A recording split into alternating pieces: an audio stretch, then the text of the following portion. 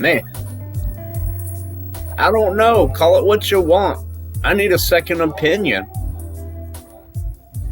Because it seems like every post that I see from this guy, I'm like, I've got to, not necessarily that I've got to make a video about that.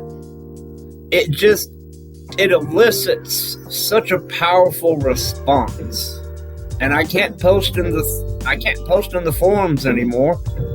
No matter how well I follow all quadruple sets of rules, no matter how well I word myself, if I'm simply in opposition of this fellow, I'll get punished. So I'm compelled, and I'm driven into a corner where I have limited options. And it's a pretty wide corner, and I've got some options. I'm here on YouTube. You hear right now, you're watching my video, you're hearing my words flying out.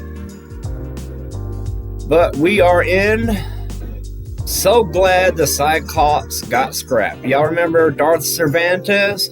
The guy that more or less made a troll post to bait people into an argument saying he's glad the Cyclops was scrapped because he prefers the Sea Truck, because he's so tired of reading all the comments about people wanting the Cyclops back and nobody likes the Sea Truck. And it's like, you know what? Look, I can understand this guy's frustration. In my ideal world, he'd be allowed to make this kind of comment. He'd be allowed to make this topic. And you know what? If anyone took the bait, it's their fault for taking the bait. If it got out of hand, as a community manager or a moderator, I'd step up and I'd be like, okay, it was funny the first page, but y'all go ahead and quit, go ahead and stop. Like, we need to talk about something else. I'd stop it from getting out of hand. And if it continued to get out of hand, then it would escalate, and then perhaps I would remove a couple offensive posts to see if that would get people to calm down. And then you escalate it further. People just won't let it go. They keep going on and arguing. They're off topic. Then you lock the topic. And then if there's a pattern of behavior and these people keep doing this, I don't care what your politics are. You're breaking the rules. You're a troublemaker. That's how things used to be, but nope. Anyway, it's all about the Cyclops. AuldWolf. I was never a fan of the Cyclops. I understand why it was there in the first game, but it just felt like Homer Simpson's testosterone truck. As soon as I came across this, I'm like, wow, this guy hates testosterone. I mean, you might hear people picking on soy boys. We call boys from the left soy boys. You lack testosterone. You like your soy lattes that, and they make you effeminate. You lack masculine qualities. We joke around and say that they hate anything that's manly or masculine. They hate testosterone. I mean, the guy's basically saying it. He's basically saying that he hates the Cyclops because it was masculine. It was a testosterone truck. It was more about showing off than it was about being a legitimate vehicle. And it was clumsy. Okay, so he doesn't like the Cyclops because it showed off and it was clumsy. I bet he's going to say he likes the Sea Truck while acknowledging it's clumsy. And he's going to say he likes its looks. The Sea Truck is the thinking man's vehicle. Remember, guys, it's a cerebral vehicle. You need 200 IQ to pilot the Sea Truck. It rewards you for thinking about what you're doing before you set out. I mean, so do all the other vehicles, but it also rewards for staying on point and cataloging what you see. I don't understand what he says. You don't have to strip mine the planet. You can just come back for resources as you need them. I don't understand how does that support your argument? How does that argue in favor of the Sea Truck being better than the Cyclops? He says I like the Sea Truck better, and then he says something that's completely off topic. It's a non sequitur. You don't always need to be taking an entire sea train with you to all the places. I'll explore. Use just the base Sea Truck itself, or you could deploy the Sea Moth, right? Or that. And the sleeping module, and when I'm out exploring, I'm also fine to disengage modules and come back for them later. To even leave modules in strategic positions. If you have a few bases, you can leave relevant modules in them. Gee, it's kind of like you can stop your Cyclops in strategic positions to deploy your Sea Moth to return later. And if you build sea bases, then that's even... what's he arguing? Next paragraph. I actually really like, there he goes, the cerebral approach of the sea truck. He keeps saying these things, but he's not explaining them. It's just like the story in the game.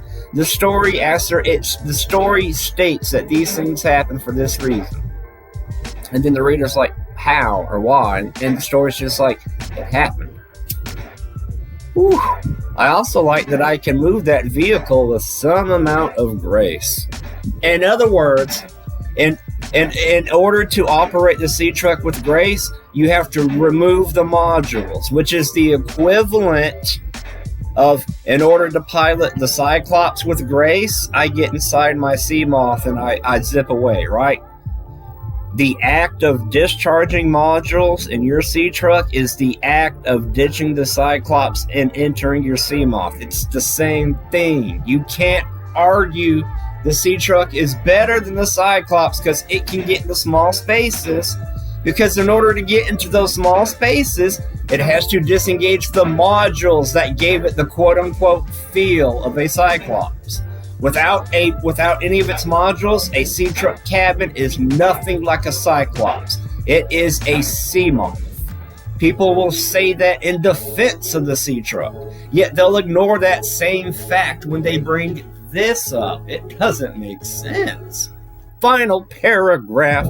I actually really enjoy the sea truck as a vehicle, and there's nothing wrong with him. If you enjoy the sea truck, there's nothing wrong with that, by the way. Yeah, sure, it doesn't have the compensatory value. Okay. Now we're getting into some honesty here. Now I'm taking this guy seriously.